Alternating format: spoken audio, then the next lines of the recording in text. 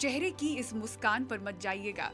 ये हंसी उस तकलीफ को दबाने का मुखौटा है जो हंसते हंसते अपने 700 साल के इतिहास और संस्कृति को मिटते देखने के लिए मजबूर है। कोली मछुआरा समुदाय का इतिहास करीब 70 दशक पुराना बताया जाता है। नई पीढ़ी मछली पकड़ने के पारंपरिक और एकमात्र विकल्प को अब बोझ की तरह खींच रही है।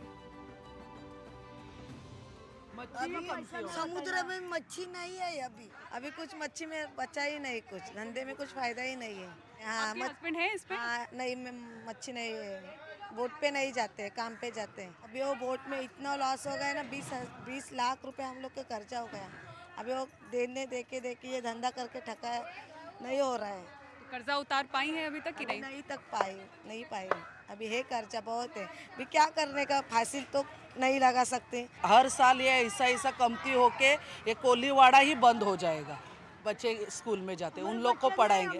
हम लोग ने जो गलती की है नहीं पढ़ा के, वो बच्चे हम अभी नहीं करेंगे। मैं बोलूँ 10 साल में इधर कुछ भी नहीं रहेगा, ऐसे हमें लगता है। तो समंदर के किनारे जब फिशिंग बोट आकर रुकती है, यहाँ पर ज़्यादातर आपको पुरुष दिख जाएंगे जो कोली समाज के मछुआरे हैं, क्योंकि मछली पकड़ कर लेकर आए हैं। ये काम उनका है, लेकिन इसके बाद बाजारों तक पहुंचाना और उसे बेचना, ये काम महिलाएं करती हैं। तो इस काम में, इस धंधे में महिलाओं की हिस्सेदारी 70% है।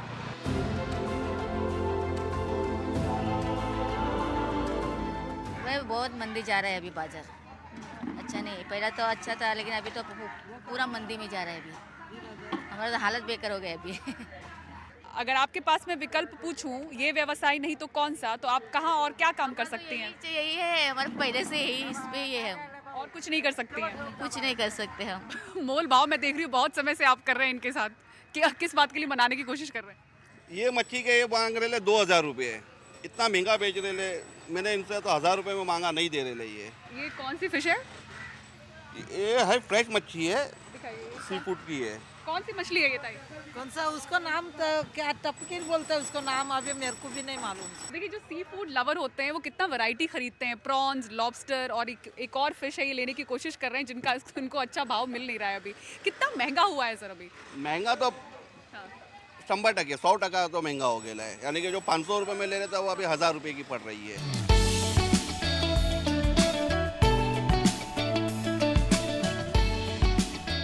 कोली समाज के जो मछुआरे हैं वो समंदर के बच्चे कहलाते हैं। खाड़ियों में मछलियां पकड़ने वाले मछुआरे अब समंदर की गहराई तक जा रहे हैं, क्योंकि समंदर और वायु प्रदूषण से भी वो परेशान हैं, जिससे मछलियां गहराई में जा रही हैं और उनका पीछा करते हुए मछुआरे भी आगे जा रहे हैं, पर पूरी तैयारी के साथ। बोट्स अब बड़ी हो चुकी हैं। जो मजदूर 1 या 2 हुआ करते थे या सिर्फ बोट मालिक होते थे, अब वो सेना 15 से 20 के करीब पहुंच गई है। महीने भर का राशन तैयार होता है और इस पूरी तैयारी के साथ युद्ध स्तर पर उसके बाद ये इस मिशन पर निकलते हैं कि मछलियां पकड़कर लौटें, क्योंकि उनके एक ट्रिप पर लाखों का खर्च होता है। हमारे साथ किशन चौहान है जिनकी ये बोट है। किशन जी, शुक्रिया, आपने अपने बोट पर हमें बुलाया, समय दिया। कहाँ निकले हैं हम? अभी तो मैम हम जब जाएंगे यहाँ से, कोई पता नहीं कि कहाँ जाना है, लेकिन यहाँ से 1200-1500 किलोमीटर लंबा जाना है। 1500 किलोमीटर, यानी कि पहले जो 10-12 किलोमीटर के दायरे में मछलियां पकड़ रहे थे आप। जितने बॉर्डर है, या श्रीलंका के साइड का बॉर्डर हो या इधर कच्छ में, गुजरात, ये सब पाकिस्तान के बॉर्डर से थोड़ा हम लंबा ही रहते, फिशिंग पे जाते। तो ये हर जगह पे समझो कि यहाँ अपना बोट जब जाएगा, यहाँ से 1500 से 1600 किलोमीटर से फिशिंग करके आती है दरिया से। कई बार कार्रवाई भी होती है आपके लोग? होती है। ये देखिए, फिशिंग बोट पे अब किचन रूम भी बन चुका है, क्योंकि महीने भर की तैयारी करके मछुआरे निकलते हैं। हाँ, ये चावल की बोरी है। हाँ, चावल की। और किस पे? स्टोव पे बनाते हैं? स्टोव पे ही बनाते हैं। सब सामान, सब सब्जी वगैरह। मछलियाँ मिल गई तो मछलियाँ भी बनती होंगी? हाँ, बनती है। ये अंदर बॉक्स बना है। अच्छा, इसमें स्टोर करते हैं आप? मतलब एक तरह का ये फ्रीजर है आपका? फ्रीजर है। ये यहाँ पे अभी देखो, आपको 2 टन बर्फ आइस है। ये जब जास्ती दिन हो जाएगा तो ये भी ये हो जाएगा, तो फिर वो भी मालिक के ऊपर ही खर्चा रहता है। ये पीने का पानी भी मैं देख रही हूँ पूरा स्टॉक कर लिया आप लोगों ने। हाँ, अभी लेते हैं मैम बिसलेरी, क्योंकि ये वातावरण खराब है। इसके लिए अभी लेते हैं। पहले हम लोग ये पानी ने बीएमसी का ही पानी हम लोग लेके जाते थे। पहले इसके पहले हम फीका पानी लेके जाते थे। कि ज़्यादा दिक्कत कब से है? ये पूरा महीना गया मैम, ये महीना दिसंबर से जनवरी। दिसंबर से जनवरी। तो धुंध में होता क्या है मुझे बताइए, अगर कोहरा है तो उससे होता क्या है? मछलियाँ उससे क्यों आगे चली जा रही हैं? मतलब अगर आपको लग रहा है कि कोहरे की वजह से हो रहा है। फिशिंग नहीं होती मैम, तो फिशिंग की भी दिक्कत रहती है। हाँ, अभी बोट चलाना है, आगे धुंध है, हाँ। तो फिर तो fishing विजिबिलिटी की दिक्कत है, दिखता नहीं है वैसा। पर जीपीएस तो है आपके पास। और जेपीएस से तो बर्फ से फिर वो धुंध से मच्छी भी ऊपर नहीं आती ना। ठंडी के महीने में सब नीचे चले जाते हैं, ऐसा है। कब से ऐसा, ये कितने सालों से ऐसा हो रहा है कि मछलियाँ बहुत गहराई में चली गई? अभी 2-3 साल से तो बहुत ही दिक्कत है। 2-3 साल। साल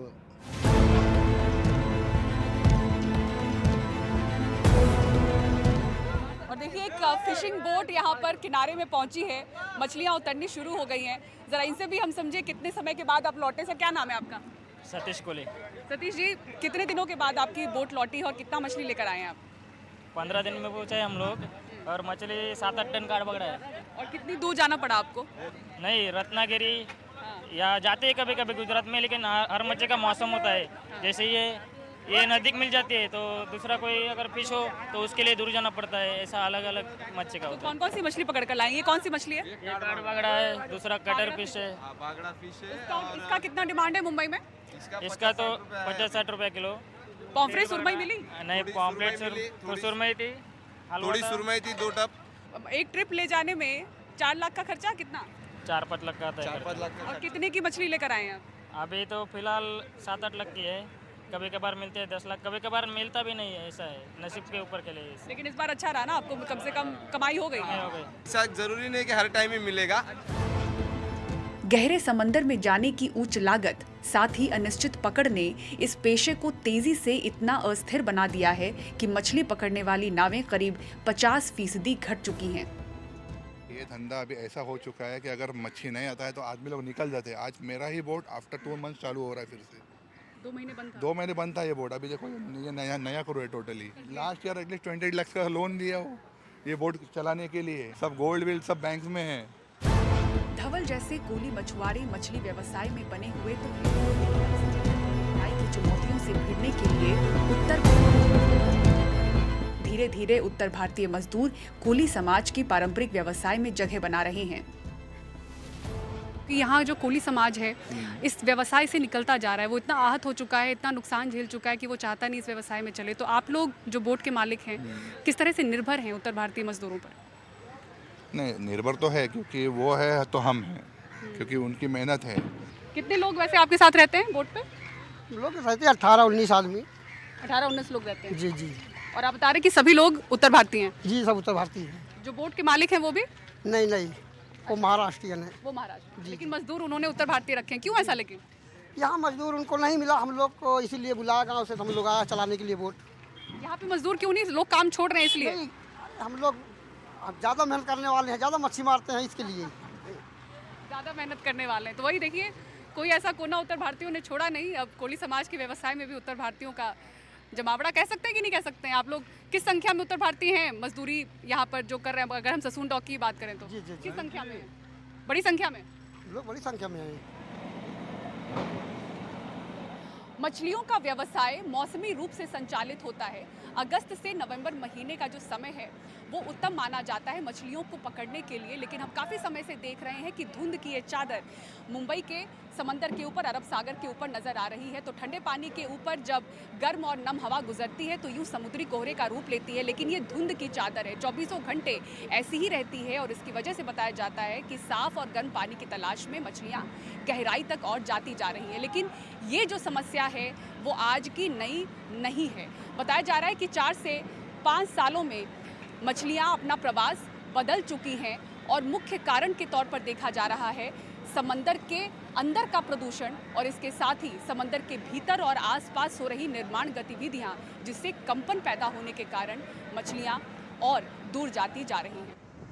धुंध और ठंडे पानी को मछलियों के बदलते प्रवास का कारण बताने वाले मछुआरों के तर्क को वैज्ञानिक रूप से समझने के लिए हम मौसम विभाग के दफ्तर पहुंचे।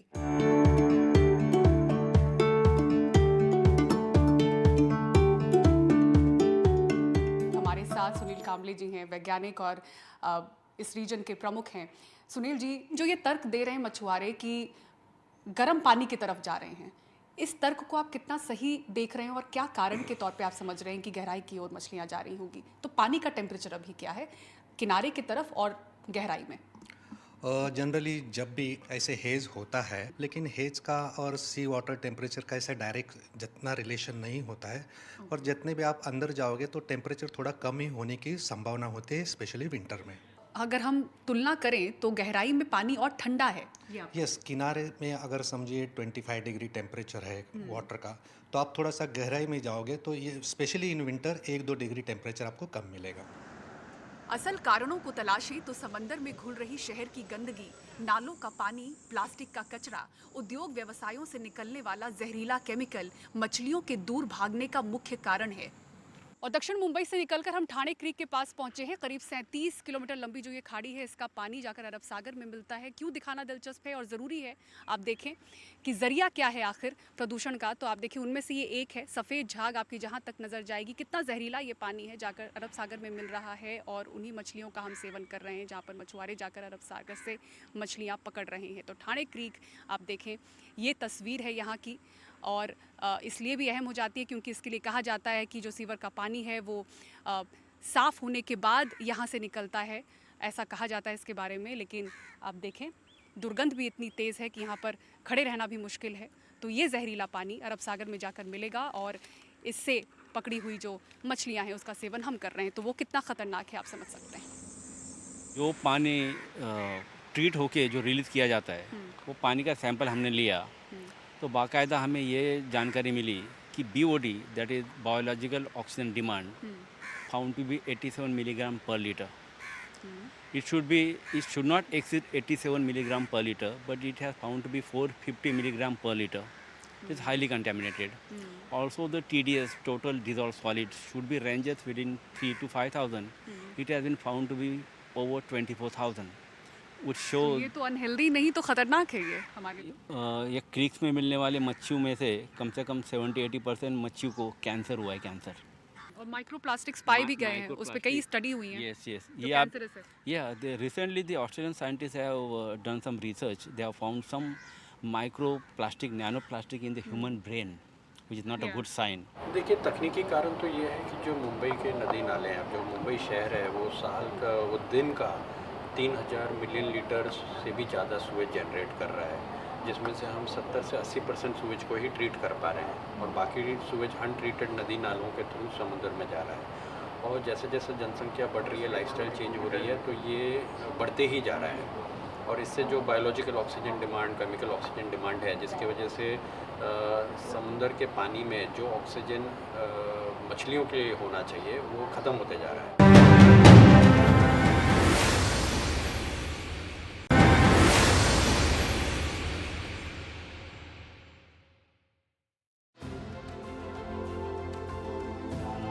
इन जालियों को पर्स नेट कहते हैं। पारंपरिक तरीकों को पीछे छोड़ अब मछुआरे इसका प्रयोग करते हैं। करीब 10 लाख की आती है, समंदर में बिछाकर मशीन से खींची जाती है, पर ये अपने साथ छोटी मछलियों, वनस्पतियों को भी खींच लेती है, जो विलुप्त होती मछलियों का अहम कारण है। या पर्सिस्टेंट नेट्स है, फिर बॉटम ट्रॉलिंग है और कई किलोमीटर जाले इस्तेमाल किए जाते हैं। उनसे ओवर फिशिंग की वजह से जो बॉटम ट्रॉलिंग जैसे नेट्स, जो कि पूरा बॉटम छान के लेके जाते हैं, जो वनस्पति, एक छोटी मछलियाँ, सब वेजिटेशन उस पर डिस्ट्रॉय होता है। उनका ब्रीडिंग ग्राउंड जैसे कि रॉकी टेरिन है, अंदर बोरोज है, वो सब सील्ड से भर जाते हैं। इतने बोट ऐसे ही पड़े जो कि सड़े हुए अवस्था में, क्योंकि मछुआरे जाते ही नहीं, क्योंकि मच्छी मिलती नहीं। इतनी हालत बदतर है कि कोई ध्यान देता नहीं। हमको बार बार कोर्ट जाना पड़ता है। कोर्ट जाने के बाद भी ज़रूरी नहीं कि अच्छा ऑर्डर आने के बाद उसका इम्प्लीमेंटेशन होता है। समंदर के पास और भीतर निर्माण कार्यों और ऑयल ड्रिलिंग मशीनों के कंपन ने भी मछलियों को खूब डराया है। जो मच्छी जो किनारे में आती है वो किनारे से लेके भाग जाती है। पानी के अंदर जो चल रहा है, ड्रिल चल रहे हैं, बड़े बड़े अभी कोस्टल रोड बन रहे हैं, तो कोस्टल रोड के वजह से मछुआरों को बहुत तकलीफ हो रही है। अभी हमारे इधर भी जो उड़ान पुल आ रहा है, अभी 2-3 हफ्ता हो गया, 1 महीना हो गया, इतना कम हो गया कि अभी खाने के मछुआरों को वांदे हो गए। कि जाएंगे तभी लाते और खाते, लेकिन अभी इतना प्रॉब्लम चालू है कि मछली इतना डीप में अभी जा चुके हैं ना, तो उधर अपना जो छोटा मछुआरा है वो नहीं उधर पहुंच सकता, नहीं जा सकता उधर, क्योंकि उसके पास उतना बड़ा इंजन नहीं है, इतना बड़ा बोट नहीं है। तो इसके लिए हमारे इधर के जो छोटे मछुआरे हैं उसका बहुत कुछ प्रॉब्लम है। कोली समाज के मछुआरे बाहरी दबाव और आंतरिक चुनौतियों से गुजर रहे हैं और यही वजह है कि समुदाय की नई पीढ़ी के जो युवा हैं वो इस व्यवसाय से निकल रहे हैं और जल्दी पैसे कमाने के लिए अपनी पुश्तैनी ज़मीनों को भी बेच रहे हैं। अगर ये ज़मीनें नहीं रही, ये मछुआरे नहीं रहे, ये मछलियाँ नहीं रही, तो क्या दशकों पुराने इस कोली समाज के व्यवसाय और संस्कृति को हम इतिहास में पढ़ेंगे? महाराष्ट्र सरकार को गंभीरता से ये तस्वीरें देखकर, हालात समझकर कदम उठाने होंगे। मुंबई से कैमरामैन जीतू और महेश हलवाई के साथ पूजा भारद्वाज, NDTV इंडिया।